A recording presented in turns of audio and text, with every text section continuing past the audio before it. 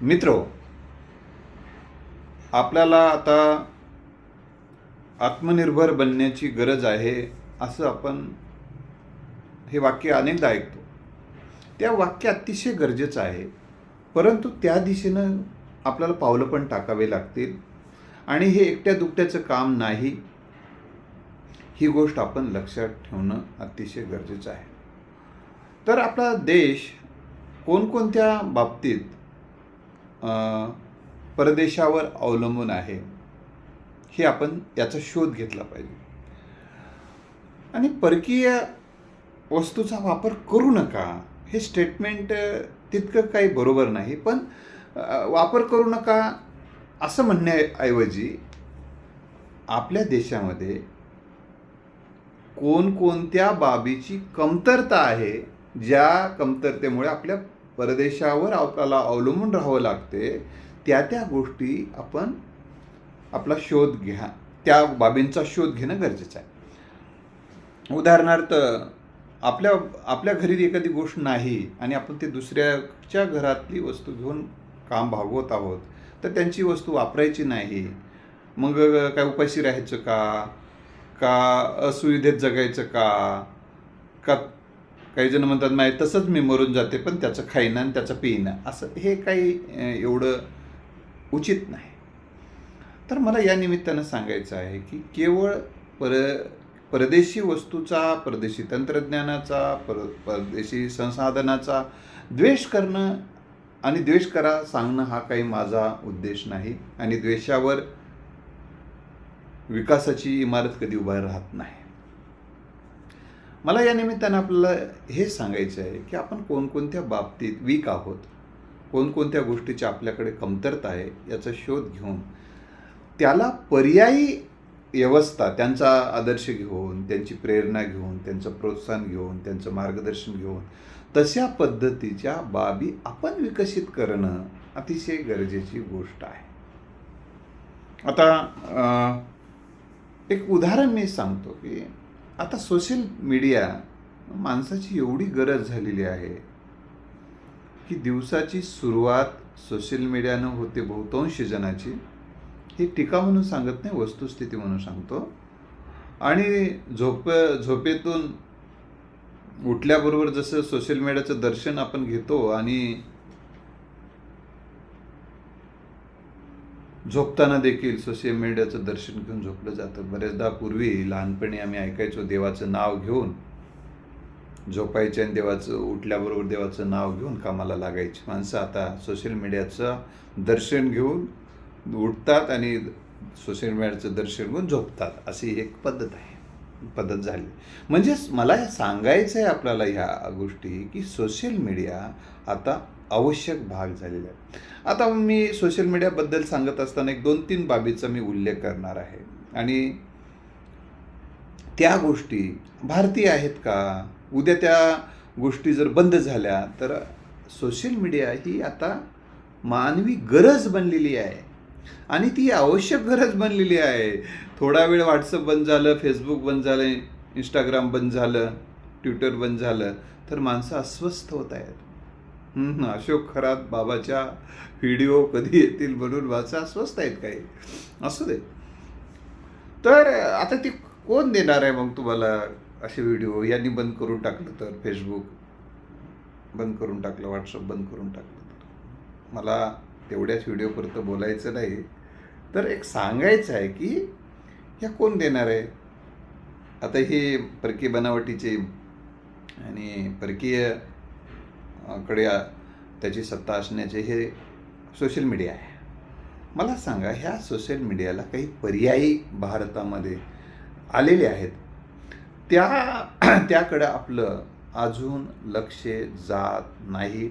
मी आपल्याला हवं असेल तर भारतीय सोशल मीडिया मध्ये काही उल्लेख करेल. आता युजमी नावाचं एक ॲप आलेलं आहे, त्याच्यावर तुम्ही तुमचे फोटो टाकू शकता. आणि त्याचबरोबर ते मात्र एवढी गोष्ट आहे, त्या ठिकाणी तुम्हाला तो ॲप इन्स्टॉल केल्यानंतर करत असताना तुमचा आधार क्रमांक तिथं अनिवार्य आहे. त्याच्यामुळं त्या ठिकाणी कोणताही फेक आय डी काढता येत नाही, फेक आय डी काढून दाखवा, लाखो रुपये मिळवा, अशा पद्धतीचं त्यांचं एक सांगणं आहे. तर तिथं फेक आय डी काही काढता येत नाही. मी ते एक सोशल मीडिया तो एक ॲप घेतलेला आहे, तो भारतीय ॲप आहे. मला या निमित्तानं सांगायचं आहे की असे एक उदाहरण सांगितलं मी युजमीचं, असे अनेक काही ॲप आलेले आहेत. त्या ॲपचा आपल्याला उपयोग करावा लागेल. आणि उद्या काही कारणास्तव फेसबुक, इंस्टाग्राम, व्हॉट्सअप जर बंद झालं तर आपल्याला अस्वस्थ होण्याची गरज लागणार नाही, किंवा आपलं ती केवळ मनोरंजनाचं साधन राहिलं नाही. लक्षात ठेवा, आपण फेसबुक, व्हॉट्सअप हे केवळ करमणुकीचं साधन राहिलं नाही आज, तर ते आपल्या उद्योगाला मदत करत आहे, कम्युनिकेशनसाठी मदत करत आहे, संपर्कात राहण्यासाठी ते मदत करत आहे, एकमेकाच्या विचाराची देवाणघेण्यासाठी मदत करत आहे, एकमेकाला पाहण्यासाठी आणि बोलण्यासाठी पण त्याचं मदत होत आहे. अशा पद्धतीचे स्ट्रॉंग स्वदेशी ॲप्स येणं आता गरजेचं आहे. म्हणून भारतीय तंत्रज्ञानाने या दिशेनं पावलं उचलणं गरजेची गोष्ट आहे. दुसरी गोष्ट, आता आपण बघतो गुगल पे, फोनपे. उद्या फोनपे बंद झालं, गुगल पे बंद झालं, तर आमचा जो भीम ॲप आहे तो अतिशय धीम्या गतीनं प्रगती करतोय. आम्ही त्याच्याकडे का दुर्लक्ष का झालेलं आहे? मग आम्ही भीम ॲपला का डेव्हलप करू शकलो नाही? तर त्याला प्रमोशन करणारी यंत्रणा ही सरकारी यंत्रणा आहे, आणि सरकारी यंत्रणा कमी पडते, आणि ही खाजगी यंत्रणा असल्यामुळे त्या ठिकाणी युजर्सला जे काही मानधन, म्हणजे युजर्सला जे काही प्रबोधन दाखवले जातात, ज्या काही गोष्टी दिल्या जातात, त्या गोष्टी इथं दिल्या जात नाहीत. त्यांचं मार्केटिंग जे आहे ते मार्केटिंग कमी पडते. त्यामुळं आम्हाला मार्केटिंग या स्वदेशी ॲपचं करणं मोठ्या प्रमाणामध्ये, आणि त्याची जनजागृती ज्या पद्धतीनं व्हायला पाहिजे ती का होत नाही? मग या परदेशी ॲपचं आणि सत्ताधाऱ्यांचा काही संबंध आहे का? या दिशेनं ही आपण लक्ष देणं, आणि असेल तर तो त्या दिशेनं काहीतरी निर्णय होणं गरजेची गोष्ट आहे. आता दुसरी गोष्ट, जसं आम्ही सोशल मीडिया हे एक मनोरंजनाचं, प्रबोधनाचं आणि संवादाचं साधन आहे म्हणून सांगितलं, तसं आर्थिक व्यवहाराचं पेमेंटचे साधन म्हणून गुगल पे आणि फोनपेचा उल्लेख केलेला आहे. यांनी जवळपास मार्केट व्यापलेलं आहे देशातलं. त्याला पर्यायी असा आमचा ॲप विकसित करण्यासाठी, भीम ॲप विकसित होण्यासाठी त्या दिशेनं आमचे पावलं उचलणं, किंवा अन्य काही ॲप त्या दिशेने येत असतील तर शासनाने त्याला प्रोत्साहन करणं, प्रेरणा देणं. काही ॲपला लंगडत चाललेलं आहे, त्या ॲपला सबळ बनवणं, आत्मनिर्भर बनवणं. कारण भारत आत्मनिर्भर बनणं हे गरजेचं असेल तर भारत दुसऱ्या देशावर जास्तीत जास्त अवलंबून राहणार नाही, यासाठी प्रयत्न करणं. आता शॉपिंग ही सुद्धा माणसाची गरज आहे. व्यापार हा फार महत्त्वाची गोष्ट आहे मित्रांनो. इंग्रजसुद्धा या देशामध्ये आले आणि ते व्यापारी म्हणून आले आणि राज्यकर्ते बनले, आपण असं शिकवत असतो. मी लहानपणापासून हे वाक्य ऐकतो. पण आम्हाला कधी व्यापारी बना, उद्योजक बना, व्यावसायिक बना या दृष्टिकोनातून जे शिक्षणामध्ये संस्कार व्हायला पाहिजे ते फारसे झालेले नाहीत. म्हणून आमच्या देशामध्ये नोकरी म्हणजेच सर्वश्रेष्ठ ही जी एक मानसिकता झालेली आहे, नोकरी म्हणजे सुरक्षितता, ही जी आमची मानसिकता झाली, आम्ही त्या मानसिकतेचे बळी आहोत. मग उद्योग, व्यापार, व्यवसाय करून भारताचं मार्केट हातात घेणं, जगाचं मार्केट हातात घेणं, या दिशेनं पावलं टाकायला ज्या पद्धतीनं प्रयत्न व्हायला पाहिजे ते होत नाही, ते आपण केले पाहिजे. बऱ्याचदा आजकाल जरा मी कधी बोलतो उद्योग, व्यापार, व्यवसाय किंवा समृद्धीच्या वाट्या नावाचं माझं पुस्तक पण आहे. लोक म्हणतात, अरे उद्योग, व्यापार, व्यवसाय काय गरज आहे आपल्याला त्याची काही गरज आहे? आपल्याला ते करे नको ते काय करायचं नाही, जे चाललंय ते चालू द्या, बरं. लोक म्हणतात पैशाचं माग लागलं, म्हणतात नको त्याच्याकडे बोलू नये, ते बोलू असे काही बोलणारे असे नाटकी लोक मला माहीत आहेत. तर मला या निमित्तानं आपल्याला सांगायचे, कोणाला काय वाटते यापेक्षा वस्तुस्थिती काय आहे आणि काय गरजेचे आहे देशासाठी आणि आपल्यासाठी, या दिशेनं आपल्याला निर्णय घेणं आणि त्या दिशेनं त्या निर्णयाच्या अंमलबजावणीच्या दृष्टीनं पावलं टाकणं गरजेचं आहे. म्हणून मी सांगत होतो की की भारतीय बनावटीच्या या अशा ॲपला विकसित करण्याच्या दिशेनं शासनाने मोठ्या प्रमाणामध्ये प्रयत्न करणं गरजेचं आहे. मी आता शॉपिंगच्याबद्दल बोलणार होतो. व्यापार करणं म्हणजे आपल्या शेतातला माल बाजूच्या फक्त दरेगावचा माल कोलंबीला नेऊन विकणे एवढ्यापुरता मर्यादित नाही. तर आम्हाला अजूनही जागतिक बाजारपेठेचा ऑनलाईनच्या पद्धतीनं आम्ही जागतिक बाजारपेठेमध्ये कसं जाता येईल ऑनलाईन पद्धतीनं, किंवा परदेशामध्ये व्यापार करायचा असेल, आपला माल परदेशात पाठवण्यासाठी काही संस्था प्रशिक्षण देतात. त्याच प्रशिक्षण घेणं, त्यासाठी काय काय करावं लागतात, कोणकोणत्या वेबसाईट्स आहेत, कुठे कुठे आपला माल करण्यासाठी जाहिराती करावं लागतात, या संदर्भामध्ये सविस्तर अशी एखादा व्हिडिओमध्ये मी आपल्याला गायडन्स करेल. तर मला सांगा की जगाचं मार्केट जोपर्यंत आम्ही हातात घेणार नाही, आर्थिक सत्ता आम्ही हातात घेणार नाही, तोपर्यंत आम्ही आत्मनिर्भर बनणार नाही आणि महासत्ता बनणार नाही. कारण सगळ्या सत्ता ह्या अर्थसत्तेभोवती फिरतात, हे आपण कधीतरी लक्षात घेणं गरजेचं आहे.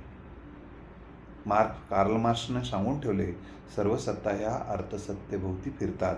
किंवा आपणही सुद्धा ऐकत असतो की पैशाचं सोंग करता येत नाही, सगळे सोंग करता येतात. मग हे सगळंच वास्तव सांगणारं हे विधान आहे. मग आम्हाला या दिशेनं काही पावलं उचलता येतात का, या दिशेनं काही चर्चा करता येते का, किंवा टीका टिप्पणी करून आम्ही चालणार नाही. आता तर शॉपिंगच्या संदर्भात सांगत होतं. आज ॲमेझॉनने जागतिक पातळीवर आपलं नेटवर्क उभं केलेलं आहे, जाळं विणलेलं आहे, ग्राहकांचं जाळं विणलेलं आहे. एक ॲपच्या माध्यमातून ॲमेझॉन काही वस्तू तयार करत नाही. आपण लक्षात घ्या शांततेनं. भारतामध्ये ॲमेझॉनच्या माध्यमातून काय करतं ॲमेझॉन? फक्त तुम्हाला एक प्रसिद्धीचं, एक तुमच्या प्रोडक्टच्या प्रसिद्धीचं एक माध्यम म्हणून ते काम करतं. आणि वस्तू बनवणारे भारतीय, वस्तू घरोघर नेऊन देणारे भारतीय, त्या वस्तूचा उपभोग घेणारे भारतीय, हे लक्षात ठेवा. आणि त्याचा जो काही नफा आहे, ज्याचा जो काही फायदा आहे, ते ॲमेझॉन कंपनी घेते. मला हे या निमित्ताने हे सांगायचं आहे.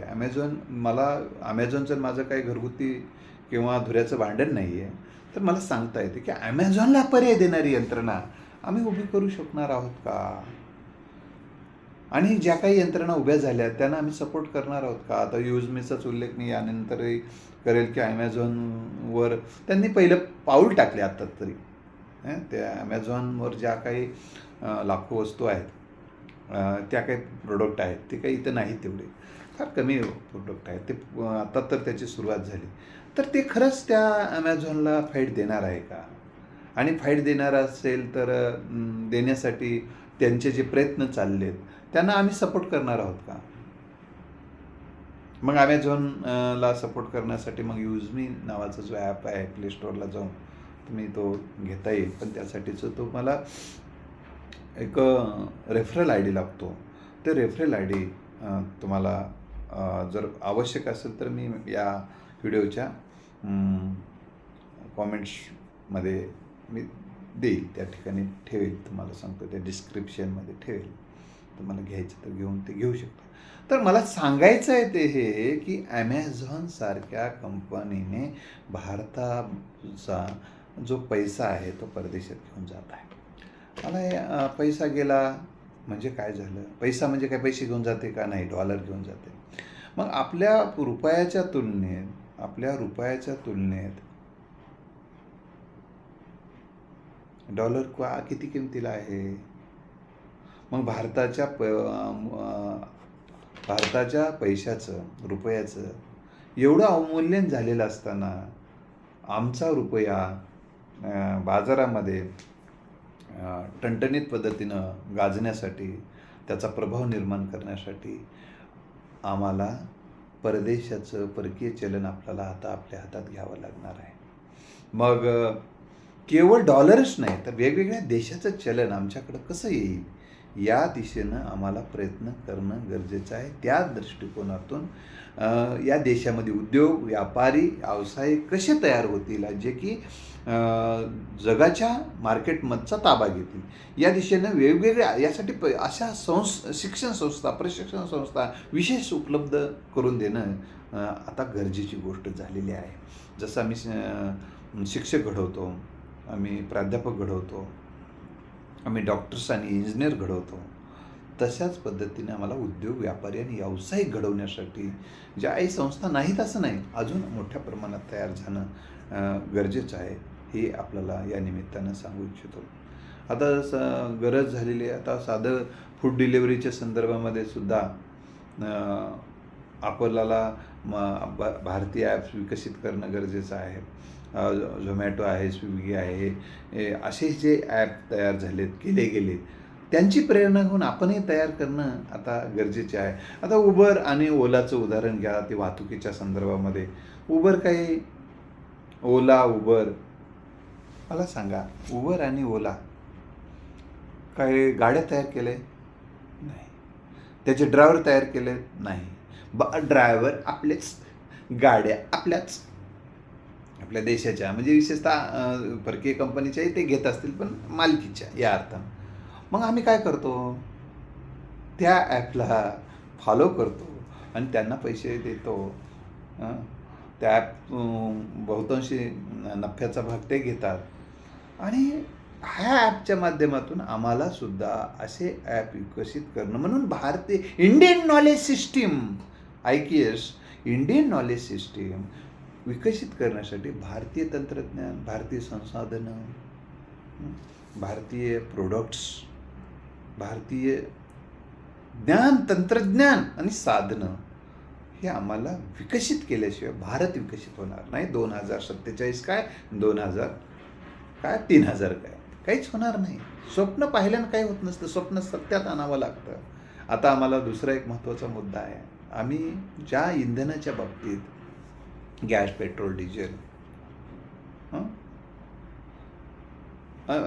गॅस, खनिज तेल या संदर्भात जे काही दुसऱ्या देशावर अवलंबून आहोत, त्या दुसऱ्या देशावर अवलंबून असल्यामुळे आज भारतामध्ये काय अवस्था झालेली आहे, लॉकडाऊन लागेल की काय अशी भीती झाली. काही लोक गावाकडे येण्याची भाषा बोलत आहेत, काही जण निघालेले आहेत. म्हणजे आता आम्ही तुमचा उद्योग, व्यापार, व्यवसायामध्ये जे काही नोकर म्हणून, मजुरी म्हणून काम करतात, मग ते निघालेत, त्यांच्या नोकरी गेल्या त्यांच्या.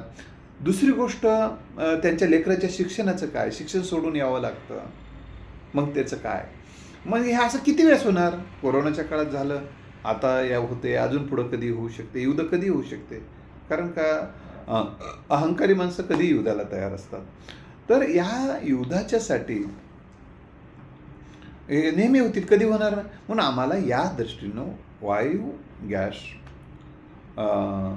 या तेलाच्या अनुषंगाने सुद्धा आत्मनिर्भर बनणं किंवा त्याला पर्यायी व्यवस्था काय असतील या संदर्भात मी मागच्या व्हिडिओमध्ये सांगितलेलं आहे की पेट्रोल, डिझेल आणि गॅसला काय पर्याय आहे, काय कशा पद्धतीनं आपल्याला यांना न वापर करता जीवनाची काही प्रमाणात तरी वाटचाल आपण करू शकतो, त्या दिशेने आत्मनिर्भर बनू शकतो. आणि भारतामध्ये आत्ता विजेची टंचाई मात्र बहुतांश प्रमाणात कमी करण्याचं शासनाने फार प्रयत्न मोठ्या प्रमाणात केलेले आहेत. अजून ते प्रयत्न होणार आहेत, या दिशेनं प्रयत्न करणं गरजेचं आहे. मित्र म्हणून ज्या ज्या काही परदेशी ॲपला स्वदेशी ॲप घेऊन त्यासाठी प्रयत्न करावेत.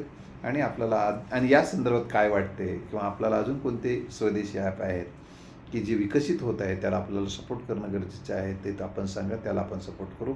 दुसरी महत्त्वाची गोष्ट म्हणजे आणखीन कोणकोणत्या क्षेत्रात आपण आत्मनिर्भर बनणं गरजेचं आहे ते देखील मला कमेंट्स बॉक्समध्ये सांगा.